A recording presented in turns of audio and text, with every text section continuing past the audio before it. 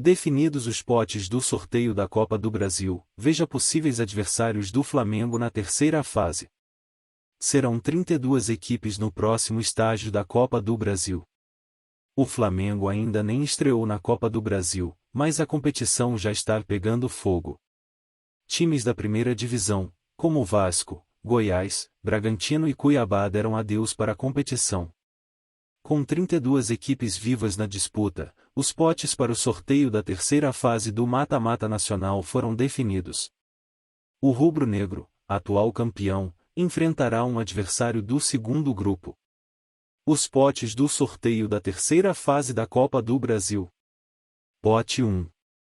Flamengo, Palmeiras, Atlético PR, Atlético Mineiro, São Paulo, Fluminense, Fortaleza, Corinthians, Santos, Internacional, América Mineiro, Bahia, Botafogo, Cruzeiro, Grêmio, Coritiba.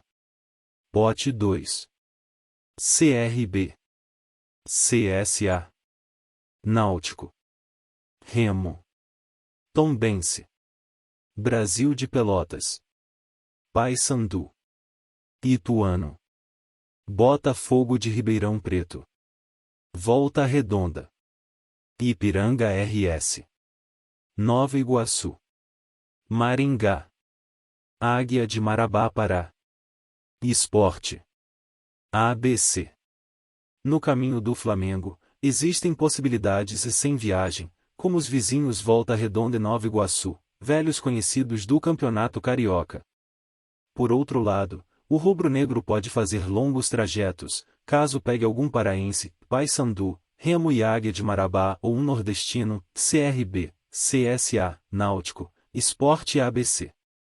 Antes de entrar em campo pela Copa do Brasil, o Flamengo jogará por duas competições. Na primeira semana de abril, o rubro-negro estreia na Libertadores da América. O adversário será conhecido em sorteio na Conmebol, no dia 27 de março. Flamengo decide contratar Matheus Uribe por semelhanças de Vitor Pereira com Paulo Souza. Flamengo chegou a um acordo com Matheus Uribe e aguarda a liberação do Porto. O Flamengo continua em busca de reforços para alguns setores do campo. Como Vitor Pereira aguardava a chegada de um volante, o rubro-negro tratou de negociar com Matheus Uribe. Agora, são poucos os detalhes que impedem um fechamento com o atleta do Porto. O desejo do Fla pelo colombiano pode ser explicado pelas semelhanças entre os estilos de trabalhos do atual comandante do mais querido com Paulo Souza. De acordo com o jornalista André Rocha, ambos os portugueses optam por escalarem, nos respectivos times, atletas que exerçam a função box-to-box, que jogam de área a área. Essencial no estilo de Vitor Pereira, um volante figura em frente à defesa, os laterais ou alas sobem para o setor ofensivo, buscando gerar espaços e profundidade para os passes, já os integrantes do ataque tentam explorar as costas dos meias adversários. Com isso, a equipe inicia a saída de bola com 3 defensores, algo similar a um 3-4-2-1. Então, as semelhanças com a forma de atuar de Paulo Souza aparecem. O ex-técnico do Flamengo prezava por meias completos. Com a posse de bola, os atletas teriam que auxiliar no início das jogadas. Já sem o domínio, os jogadores recuariam, ou, em alguns casos, pressionariam o adversário que estivesse sob o controle da pelota. Com isso, os portugueses apreciam volantes dinâmicos, que dão ritmo ao ataque, com boa finalização e que distribuam o jogo. Então, surge o interesse em Matheus Uribe. Dos jogadores do elenco do Flamengo, Arturo Vidal tem o fator idade pesando contra, Gerson não é um jogador referência quando se trata de dar ritmo ao jogo, Thiago Maia mostra lentidão na fase de distribuição da bola, Eric Pulgar não apresenta ser um volante intenso e Igor Jesus é muito novo para assumir o meio-campo do Fla. Vale ressaltar que a contratação de Matheus Uribe depende apenas de alguns fatores. O Flamengo já chegou em um acordo com o volante e superou toda a barreira financeira que travava o negócio. Agora, o rubro-negro aguarda o Porto liberar o atleta de forma antecipada, caso contrário só poderia contar com o reforço em julho.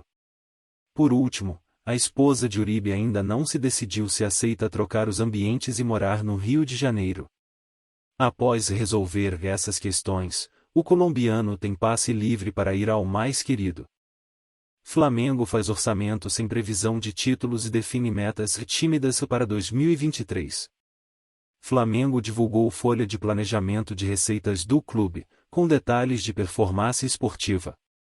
Nesta sexta-feira, 17, o Flamengo divulgou a previsão de arrecadação do time para 2023. Em nota oficial, o rubro-negro estimou o valor das premiações que o clube poderá receber e traçou as metas do elenco para o ano. No entanto, uma premissa em específico chama a atenção. O mais querido não previu conquistas de títulos na temporada e planejou fazer campanhas discretas nos 3 principais torneios que ainda restam. Através do site oficial, o Flamengo estimou o desempenho da equipe para a temporada 2023. Porém, na proposta orçamentária, o clube não relacionou nenhuma projeção a título no ano. No documento, o rubro-negro traçou 3 objetivos: segundo lugar no Brasileirão, além de chegar às semifinais de Copa do Brasil e Libertadores. Vale enfatizar que o prognóstico é semelhante ao de 2022. O arquivo disponibilizado pelo Flamengo mostra que a reunião do Conselho de Administração do Fla ocorreu no dia 14 de dezembro de 2022. À época, o rubro-negro já havia confirmado a saída de Dorival Júnior do clube, que deixou o time em 25 de novembro. Com isso, as metas do mais querido para a temporada 2023 foram traçadas já pensando no novo técnico que iria gerir o grupo. Um dia antes da Assembleia, em 13 de dezembro de 2022, o time da Gávea anunciou o acordo com o treinador Vitor Pereira. Vale frisar que a proposta orçamentária do Flamengo previa diversas expectativas de receitas 2023, dentre elas, comercial, direitos de transmissão, matida e transferências, patrimônio e endividamento líquido e, por fim, o valor estipulado para prêmio. As bonificações prenunciadas pelo rubro-negro para este ano em premiações foram de aproximadamente R$ 130 milhões, cerca de R$ 112 milhões a menos que a temporada passada, que girava em torno de R$ 242 milhões. Conselheiro do Flamengo entra com pedido para Landim ter direito a mais um mandato na presidência do clube. José Carlos Peruano solicita alteração no Estatuto do Flamengo para Landim concorrer à próxima eleição. O conselheiro do Flamengo José Carlos Peruano deu entrada, nesta sexta-feira, 17, a um pedido ao Conselho Deliberativo para que o presidente Rodolfo Landim possa ter mais um mandato à frente da presidência do clube. O objetivo é realizar uma alteração no artigo 69 do Estatuto, permitindo que o mandatário concorra a mais uma reeleição, agora, em 2024. As informações foram dadas inicialmente pelo jornalista Diogo Dantas e confirmadas pela reportagem do Coluna do Fla.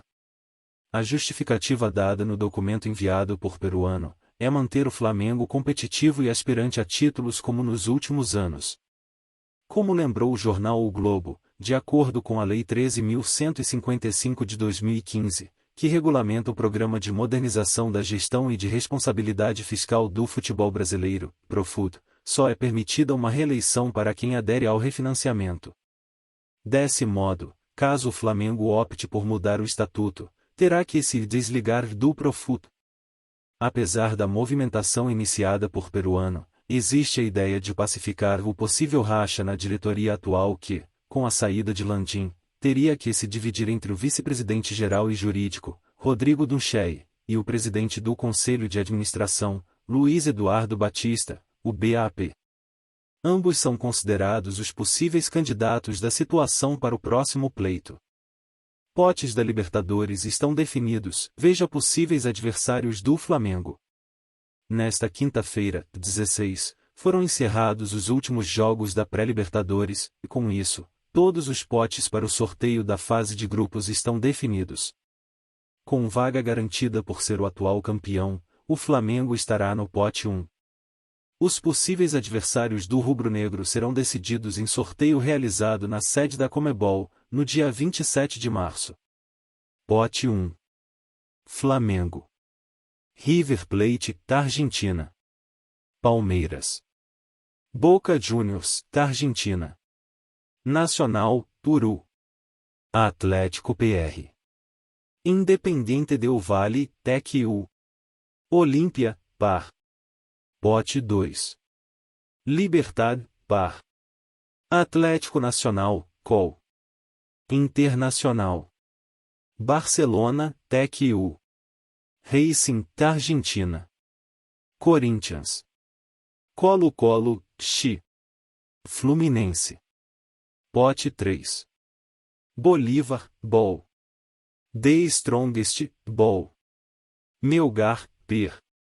Alianza Lima, Per. Argentinos JRS, da Argentina. Metropolitanos, VN. Alcas, TEC-U. Monagas, VN. Pote 4. Liverpool, Peru. Deportivo Pereira, Col. Nublense, Xi. Patronato, da Argentina. Independiente de Medellín, Col. Atlético Mineiro. Cerro Porteño, par. Sporting Cristal, per.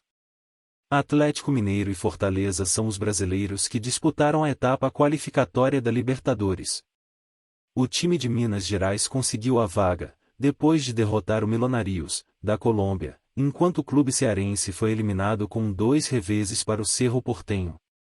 Os alvinegros e os paraguaios se juntam ao pote 4 da disputa, ao lado do também classificado Independiente Medellín. O Flamengo conseguiu 3 vagas para a Libertadores 2023. A primeira, por ter sido campeão da competição internacional em 2022. A segunda, por conquistar o título da Copa do Brasil da última temporada. Já a terceira foi através do Campeonato Brasileiro, quando o Mengo terminou na 5ª posição. A estreia na competição continental está marcada para a primeira semana de abril. A grande final está agendada para o dia 11 de novembro, no Maracanã.